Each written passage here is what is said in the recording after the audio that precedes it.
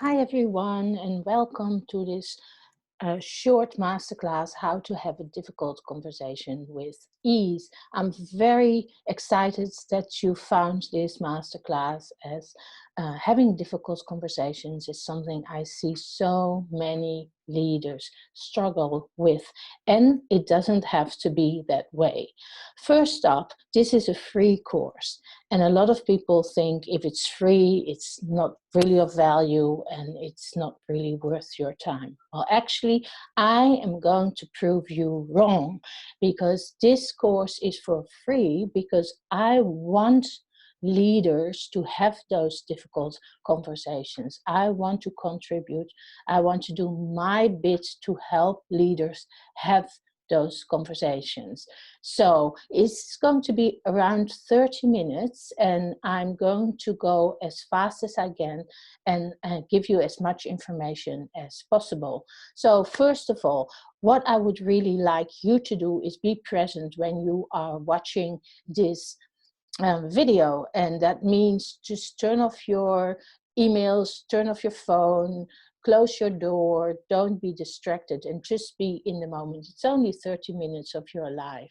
And the other thing is that I want you to watch this not as a, oh, maybe one day I'll have that conversation, but actually as, yes, I am going to use this training and I'm going to have that difficult conversation that I should have had many days or years or months ago. So that's what I want in there for you, and that's my expectation from you, that you're present and that you're going to be using this.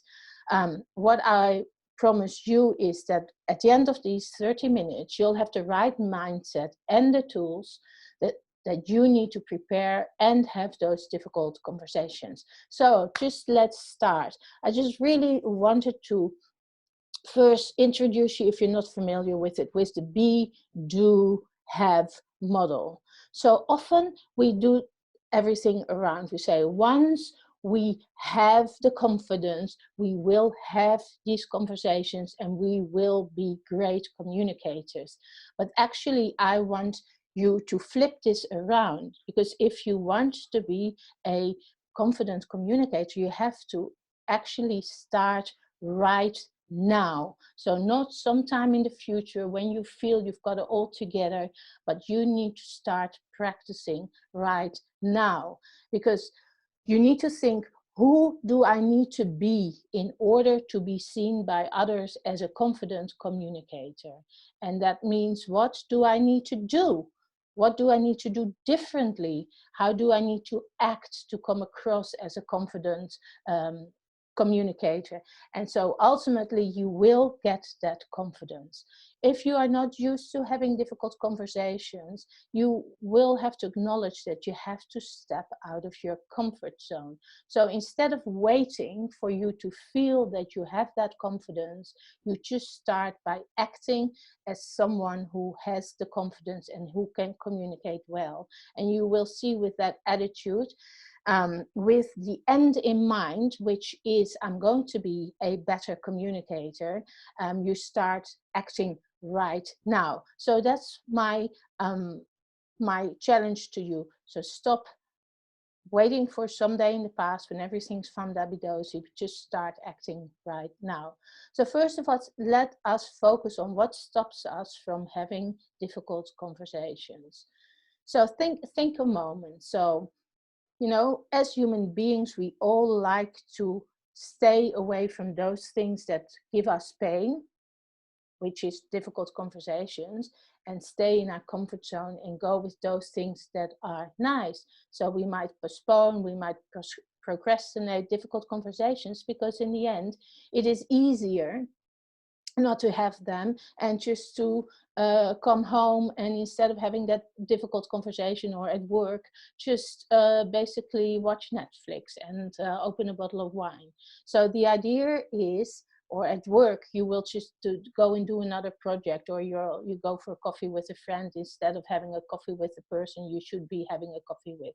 So what stops us from having those conversations? Often we come up with concerns. So one of them that I often hear is that people are worried that they're not being no longer being liked and respected if they call people out, if you can call it that way.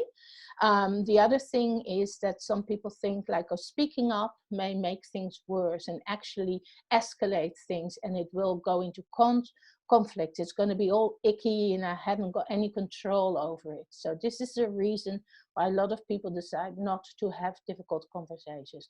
I'm going to prove you wrong, because when you do not have those difficult conversations, nothing really changes. We're going to talk about that in a moment, but it doesn't have to lead to conflict. It can be a very respectful and assertive, and by assertive, I mean I'm looking for my needs, but I'm also acknowledging your needs conversation. So conflict doesn't have to come, or normally it doesn't even happen if you have a respectful conversation. The other reason why a lot of people are concerned about having difficult conversations is that they may feel, the person that they're talking to may feel hurt or offended, and that may have repercussions for them. So if I have this difficult conversation and John is going to be offended by me and he's going to pay back to me, that is going to be an issue. So in the end, we're making excuses. We're going to say why we can't have those conversations. A lot of the excuses, and listen, I'm only human. I have had my share part of not having difficult conversations. But throughout my career, I have learned that I need to have those difficult conversations, and because that's who I want to be. I want to be a leader who faces up to difficulties and who has those conversations. So anyway, now is not a good time. That's a great one. Let's do it another. Let's do it next week. Let's do it next month, or let's wait till the project is finished. And so I'm not telling you anything new if I say like, yeah, there's never a good time. There's never a good time for a difficult conversation. You can always come up with, oh, you know, it's raining today, or the dog is ill, or whatever. But at the same time, you need to just have those conversations. Just so put a line in the sand and just have that conversation, instead of just postponing, and the issues continue to fester and things are not going to change. So the second thing I often hear people say is, oh, I don't really have the authority. It's not really my place to have this conversation with this person. So here's my take on it. If you want to be a leader, you don't necessarily need to have a title. You can be a leader and you can lead up in many situations. So if you decide to stay silent, and again, we're talking about how you can do this in a respectful way, it is not really going to work well. So not having the authority is not a valid excuse to me, unless you're meddling in somebody else's business, which is none of your business. That's something different. But if it's affect you or the people around you, if you've got something to do with it, you can't just say, oh, I'm going to ask my line manager, which is something I see a lot of people do. Just have the conversation with the person. That's respectful. That is acknowledging a professional relationship and just going for that. So the other thing I often hear is distrusting people, distrust their own judgment. Is it me? I'm not so sure now. I just feel that maybe it's all my assumptions, or maybe it's my interpretation of the facts. Well, if that is the case, if you're worried about that, then just discuss it with someone else, someone that you trust. And not like 10 other people, but just one or two people. I prefer to just really keep it tight, because if you speak to lots of people in the workplace, that doesn't work well either. So just have a person and say, hey, do you want to be my sounding board? I'm struggling a bit with this.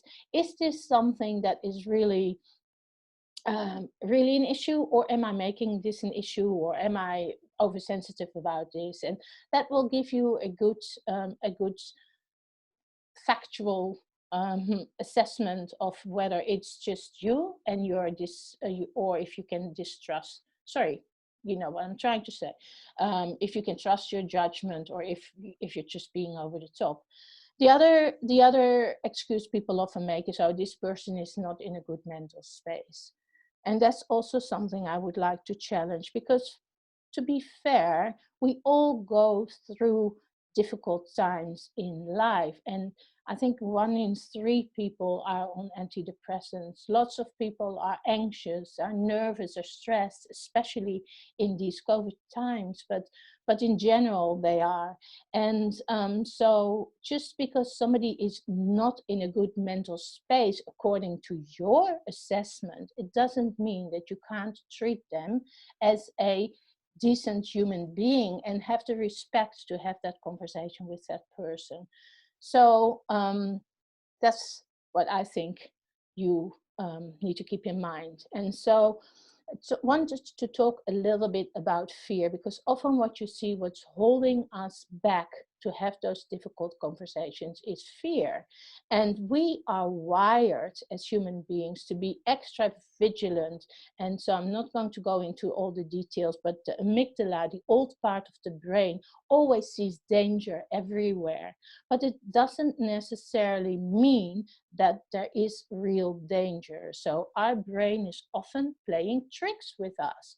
So in order for you to know for sure if this is again your brain telling you something that is just hardwired in your system, or if this is something that you should really be afraid of, I really like the acronym FEAR, of false emotions appearing real.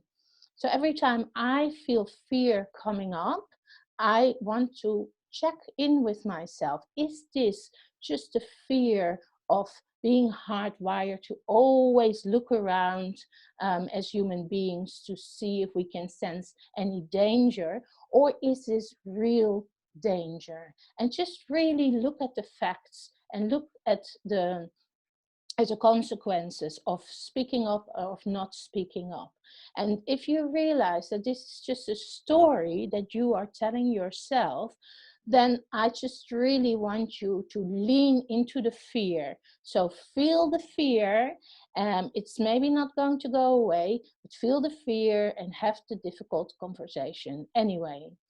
So this brings me to, why should you have those difficult conversations? As we spoke before, it's nicer to focus on something that is good and that brings you joy than to focus on something that makes you feel maybe awkward, sick to the stomach, whatever feelings come up for you. A lot of people have those feelings with difficult conversations. So what is it costing you to remain silent? I really want you to think about this, and just not like for a second, but just to have a deeper thought. So first of all, if you say nothing, then the behavior is not going to change, or the actions that you're not happy with are not going to change. So nothing changes. Maybe it stays the same, but nothing changes. Ultimately, often when people don't speak up, we feel disappointed. Disappointed in the other person, because we still hope that the other person is reading our mind and is doing what we would like, or is going to acknowledge whatever they need to acknowledge, etc. But also disappointed with ourselves. A lot of people tell me that they feel like, oh, they've been a doormat. You know, they're not speaking up, and people just take their silence as if they agree with something, but they don't necessarily agree with something.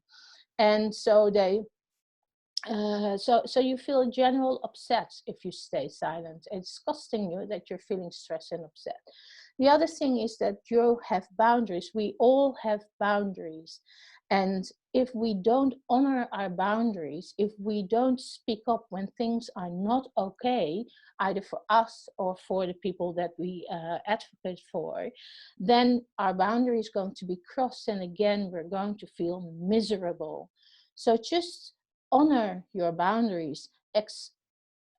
Respect that boundaries are a good thing, and that in order to to honor your boundaries, you have to tell other people what your boundaries are, and you need to do that by speaking up. So the the next thing is that if you don't speak up, especially when you are a leader, you're actually going to lose the respect of others.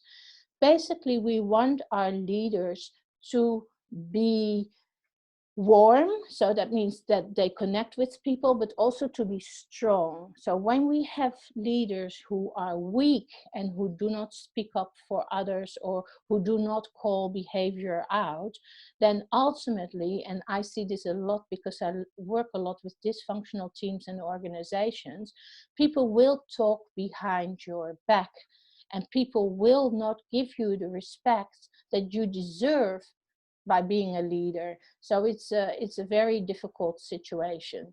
So that's why you need to speak up.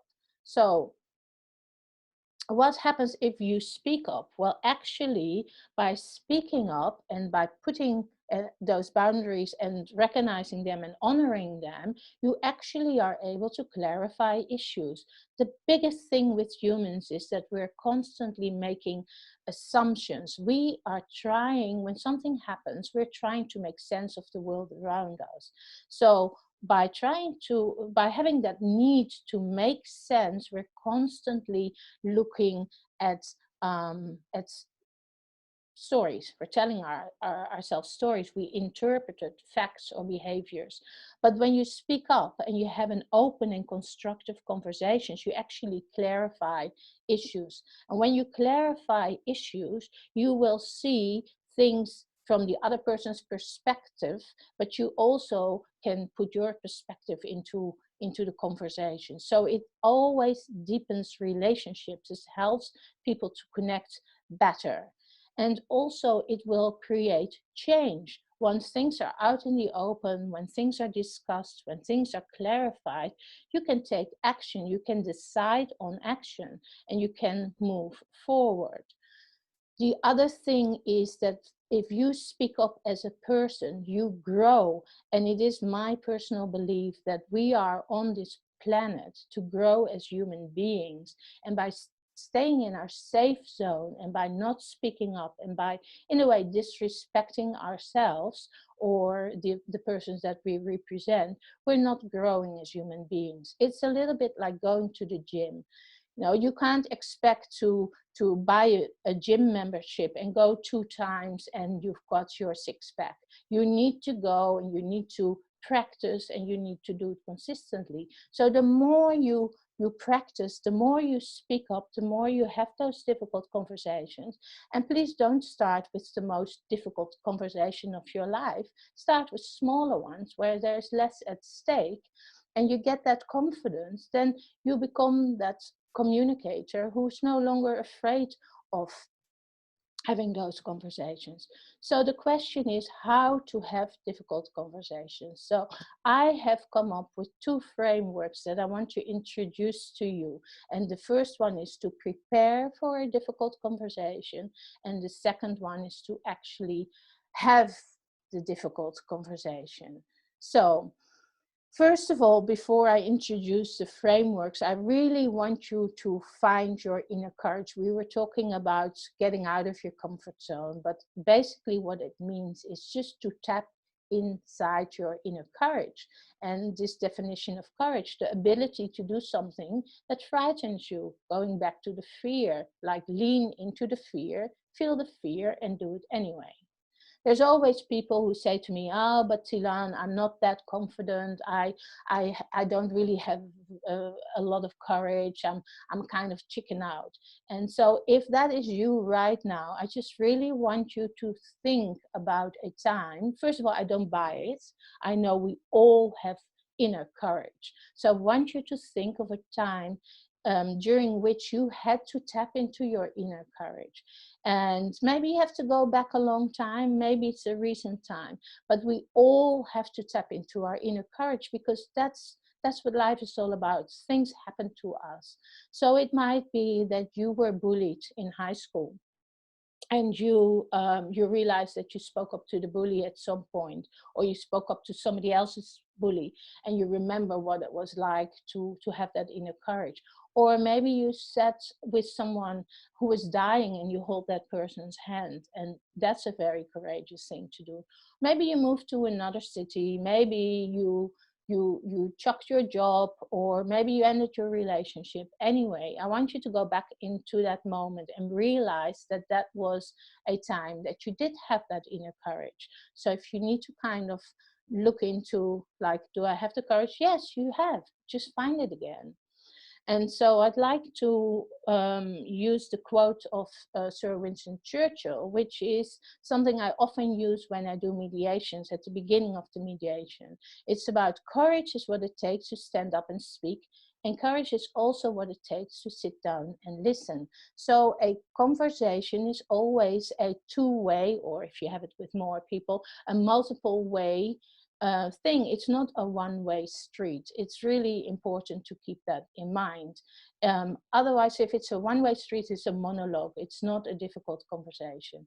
So how do you prepare? There's actually two stages. My first model is a 5-step model to prepare, and the second model that I'm going to use is drama, which is going to explain how to have the conversation. So the 5 steps, so steps, I'm going to use the STEPS for steps. So the first thing I want you to do is the S for soul searching. Before you have the conversation, and while preparing the conversation, I want you to really do some thinking around this. So what is your intention for this conversation? Why do you need to have this conversation? What do you want to get out of this conversation? What is your main goal for the conversation? And so if you are aware of that, what is it, your needs, those things that are important for you that you need to discuss? And then also, maybe if you can, have a look at what could be the needs for the other person. What might be important for them? What is a requirement, a must? This is how my definition of need that is there for them. So just kind of take a step back and analyze a little bit what is happening here. And so that's the first way to ground yourself. It's also very useful to look at your values, and that's why is this important. Because if you know why you need to have this conversation, and if you get in the right mindset that you're allowed to have this conversation and it is actually important and it will help, this conversation will help to restore that professional relationship or create that change or clarify issues. So I'd like to see myself as a big oak tree, and so the roots are steady in the ground. So I started my career, I was 24 and I was a barrister, and so I had to go into court, and I was really I really practiced feeling grounded, because at that age, I would have another lawyer who was in his 50s and, was trying to come across as really patronizing and so on. So I like the idea of being an oak tree, putting my feet on the ground and having those roots. And yes, maybe my leaves will be ruffled, maybe there's going to be a branch that's going to break off every now and then, but I am standing where I am. So the soul searching is really important to prepare. The second thing is topics. Okay, you need to be really clear. What do you want to discuss during that conversation? And you don't want to put 10 topics down. Preferably 1, but maximum 3. So maybe you haven't spoken to the person for a year and you've got like 20 issues. Just really focus on the most important one. And also keep in mind, like I said, it's like going to the gym. If you do it once, and it's not enough, but if you do it more often, so if you create that habit of having those difficult conversations, you just have them per topic instead of bottling everything up. So write the topics down and make sure that you're not going to be distracted during the conversation. There's some people out there who are really great at distracting things, but you are that oak tree and you know definitely what you are going to use. So the other step is to envision the outcome. So athletes and sports people have been doing this for years. They imagine what it's going to be like to be in that basketball game, or to run the 100 meters, or to ride in the Tour de France, and they really make it as real as possible. So it's really like you to do the same. So you envision what it's going to be like, and what the room is going to be like, what who you are going to be like, how you're going to feel, how do you want to be, how do you want to come across. And then you can also look at what could be the possible obstacles that would be coming your way. And those obstacles could be triggers. So what are the things that the person could say or could bring up that could be a trigger for you? If you are aware of that, then you can take a step back, and instead of react to those triggers, you can respond. And so by reacting is that we become defensive. No, I didn't say that. No, that's not true. What a lot of BS. No, you want to say, okay, tell me more. I want to understand where you're coming from. And that creates the space that you need to have those difficult conversations. So if you know beforehand, like I know exactly what my triggers are. If people say certain things to me that are going to be triggered. So I've kind of trained myself for that. When I hear that word, or when I hear that assumption, or that allegation, whatever you want to call it, I know, okay, Tilan, you're not going to go there. You're not going to be upset. You just stay grounded, be that oak tree, just going to listen this person out, and you're not going um, to get upset. You're not going to go into fight mode, into flight mode, or freeze mode. You're not going to get too emotional. You're just going to stay there. And so the end of the visualization should be that you feel that you're walking out of the conversation, and that you're actually feeling relieved, and that you're feeling empowered. And this is often what I hear from people that I coach, and actually also during mediations, that people walk out of the room, and it just almost feels like they've grown a few inches, just because they finally felt empowered, that they were able to say what they had to say, and that they were able to clarify issues, and put those boundaries and honor those boundaries. So the P stands for proceed. So part of for the preparation is, if you feel that you've got the context, that you know what you want to say, you know why you want to say it, etc., you need to then approach that person, because it's not really fair to do all the groundwork yourself and then grab Jenny in the corridor and say, hey, we need to have that difficult conversation. Oh, you're not going to say difficult conversation. We need to have that conversation about Project X right now.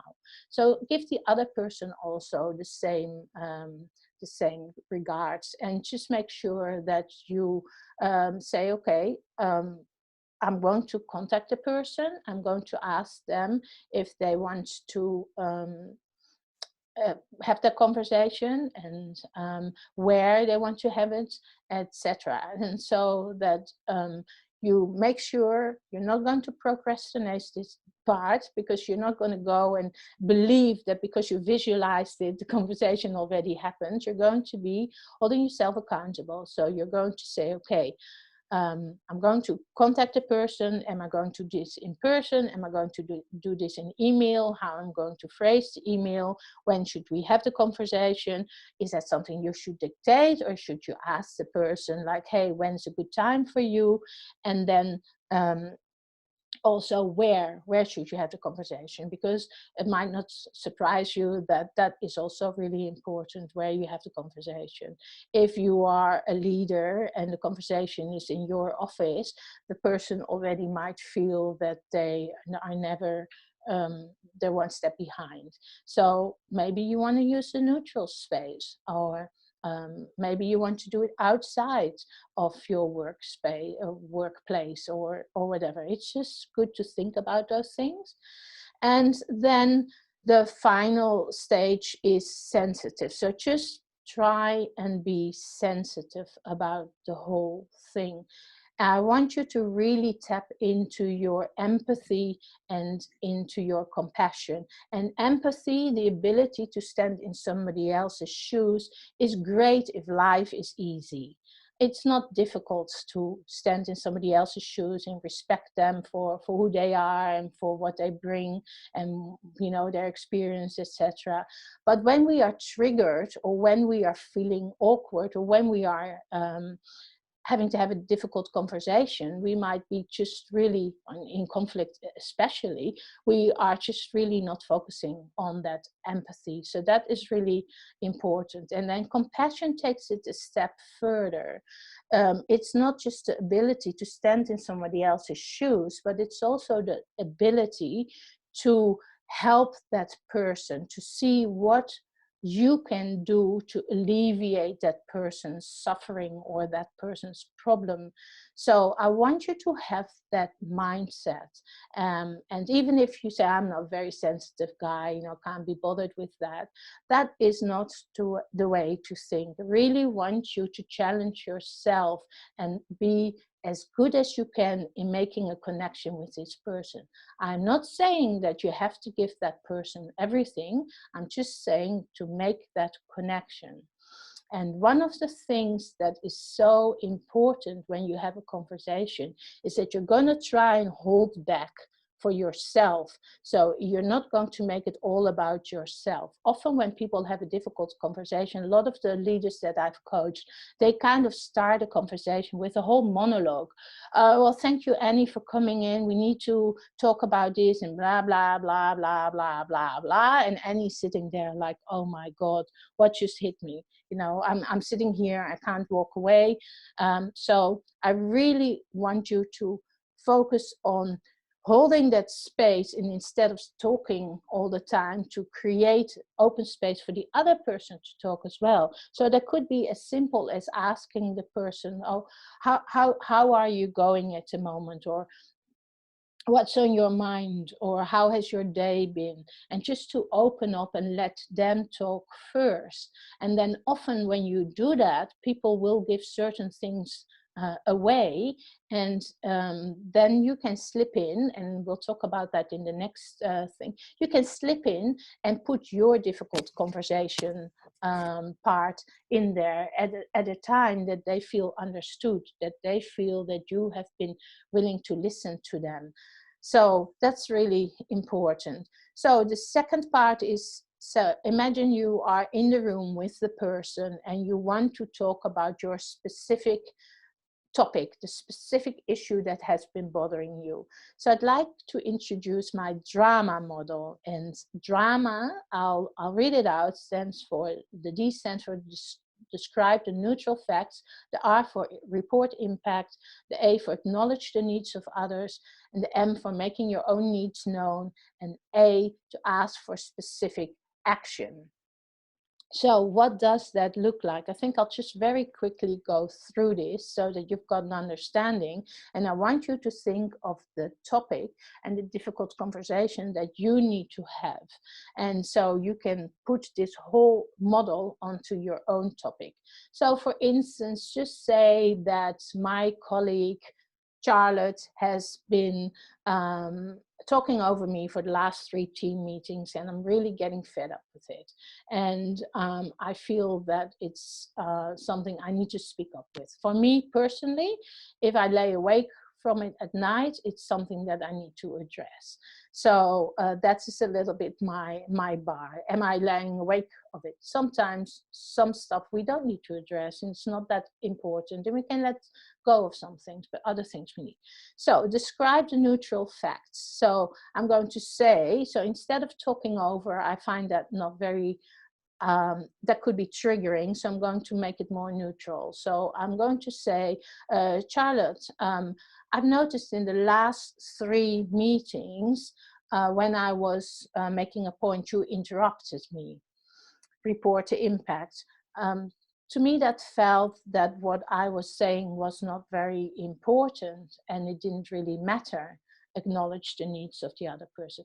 I understand that Project X is your baby and that you have been working on that for a long time with Annie. However, make your own needs known. However, I actually also have to have some link with the project, and what I was talking about in particular, something that's of importance to the project.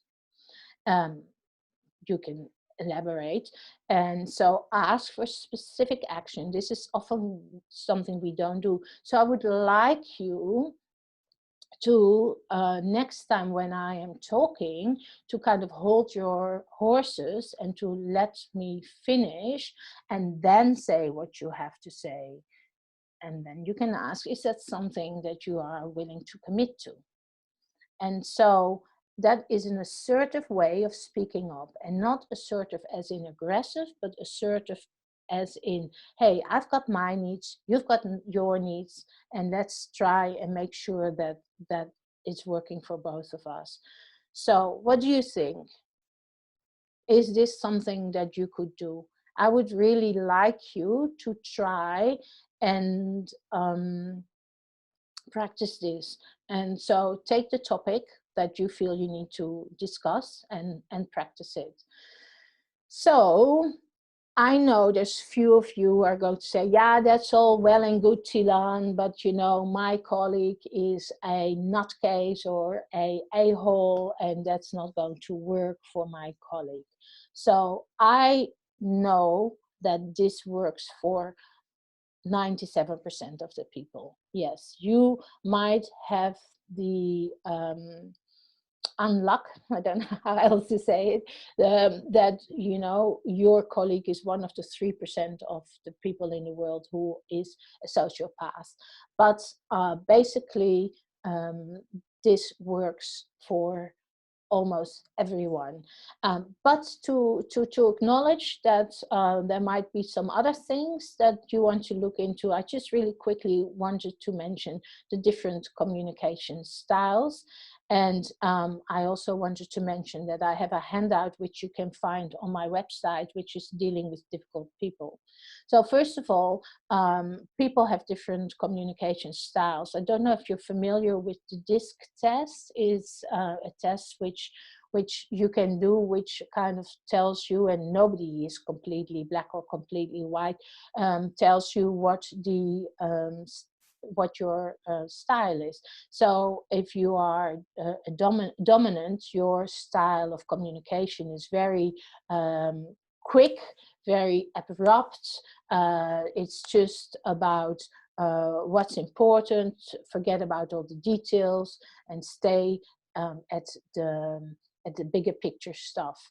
If your style is, I as an influencer, you really, it's important to talk about people and the impact things have at people, and it needs to be an access, you communicate with people like that in a way that you make it fun, you don't make it, again, too detailed, but you stay with bigger picture.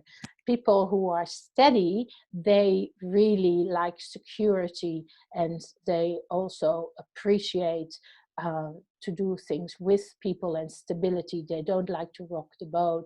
So you really want to focus. They like details. You want to focus on the details, and you want to make sure that they feel that they get the picture and that they get all the details and the processes. And conscientious people are people who are also focused on details, but also they want to do things right. So you make sure that when you communicate with them, you put that into the equation as well, that people get the details, that they know that they can tick off the boxes, that everything's going according to how it's supposed to be correctly, so that it's compliant. So that is very quickly, you can talk 2 hours about this, how you can deal with people with different communication styles. And then to understand more how to deal with difficult people, I just suggest that you download my I've called it Behavioral Battle Blueprint, in which I discuss how to deal with people such as the smiling assassin or the sociopath, the eternal complainer, with people who know it all, or who claim to be experts or fake experts, how to deal with people who are forcers, and how to deal with people who just want to please other people, and people who avoid everything. So you can find it on the first page of my website on the green banner, and you can download it from there. I describe what the behavior is, why people behave like that, and I give you tips how to deal with that. So in summary, what's a difficult conversation? We discussed it. Why are you avoiding them? Why should you have them? And how should you have them? I hope that you have all the tools now. I actually know you have all the tools now, how to have that difficult conversation. So I really wanted to um, finish this masterclass with asking you, oh, what are you going to do now that you have this information? What action are you going to take? So I really want you right now, set an intention and write down, who are you going to have the difficult conversation with, when and where. And also to make sure that you hold yourself accountable. I want you to tell somebody. I want you to tell Diana that you're going to have a difficult conversation with Tom by next week. And that if you don't, Diana needs to follow up with you, because that is important for you. If you need that extra accountability, that's what you do. And then you just follow the steps, which you can also find in everything in the Easy Peasy difficult conversation formula that is an attachment to this masterclass. So I hope that this gives you the confidence that you need to be able to have those difficult conversations. I would love for you to get back to me and to tell me if you had a difficult conversation and what that looked like and how it went, because I love when every time I see in my email box like, hey, finally did it, thank you so much, it wasn't as scary as I thought, and blah blah blah blah. So keep them coming, those emails. And also, if you're interested in becoming the best leader that you want to be, then underneath this masterclass is a button to go on the wait list of my Hardwired for Leadership program, which is a program in which I teach you to become the best leader you can be. And we talk about, I use my Hardwired for Leadership framework, which is the only framework that makes sense when you want to be the best leader you can be, because we talk about how to lead yourself, how to lead others, and how to lead transformation. This program runs 4 times a year, and just check on the wait list when it's up again. And I wish you all the best, and I hope you will have those difficult conversations, and I know you can do it. Good luck.